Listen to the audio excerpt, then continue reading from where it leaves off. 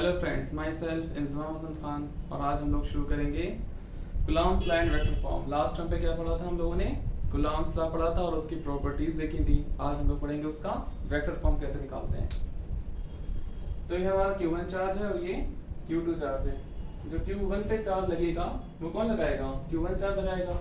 ठीक है, तो क्या पढ़ा हम लोगों ने? F21 क्या है यहाँ पर? ये फोर्स ऑन 1 ड्यू टू 2, मतलब फोर्स ऑन 1 मतलब पहले चार्ज जो फोर्स लगेगी वो किसकी वजह से लगेगी?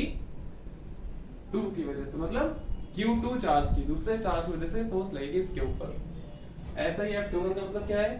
फोर्स ऑन 2, जो फोर्स लगेगी दूसरे चार्ज के ऊपर ड्यू टू 1 मतलब 1 चार्ज की वजह से। Okay, clear? फिर अकॉर्डिंग टू कूलॉम्स लॉ, क्या फॉर्मूला होता है कूलॉम्स लॉ का?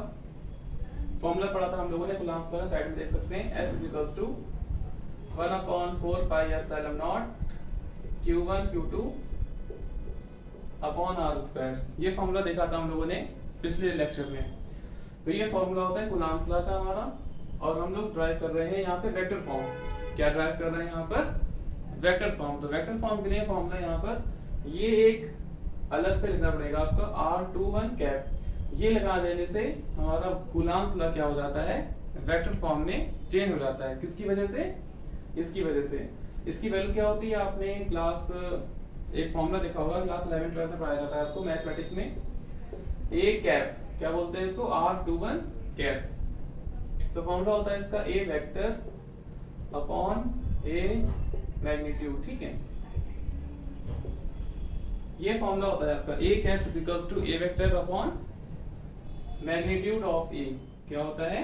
Magnitude of A. अब देखिए ध्यान से, R21 का क्या था? यहाँ क्या लिखा? R21 वेक्टर और अपॉन में R21 विद मॉड। अब आप सोचें यहाँ पर क्यों लगा दिया हम लोगों ने मॉड? यहाँ पर तो ब्रैकेट था सिंपल सा, यहाँ पर मॉड क्यों लगा दिया गया? देखिए ध्यान से, अगर हमारा 2 नंबर है, क्या है हमारे पास में? एग्जाम्पल दे रहे हैं, तो हमारी डिस्टेंस होती है ना, ये R क्या होती है? यहाँ पर दो चार्जेस के बीच की डिस्टेंस को क्या बोलते हैं? R बोलते हैं, रिप्रेजेंट करते हैं उसको।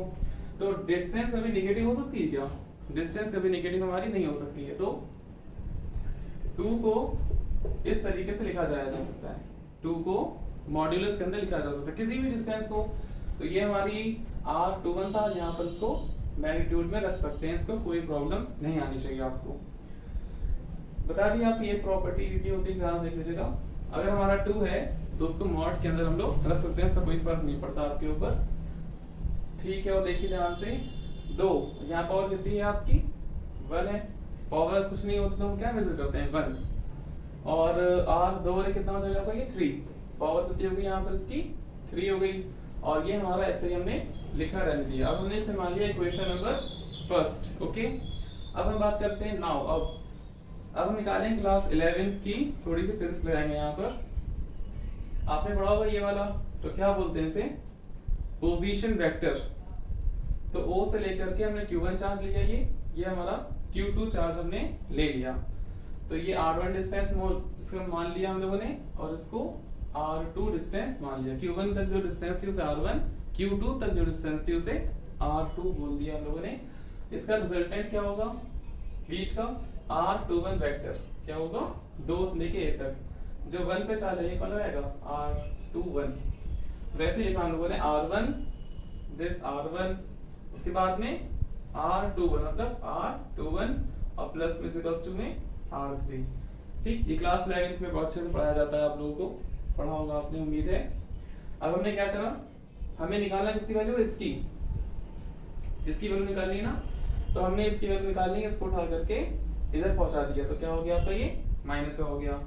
अब इस इक्वेशन को इस इक्वेशन में पुट कर देना है आपको। ठीक, तो यहाँ पर पुट कर दिया गया इसको इस तरीके से, 1/4 pi epsilon not Q1 Q2 upon R21 का पावर 3 और R2 माइनस R1 का वेक्टर।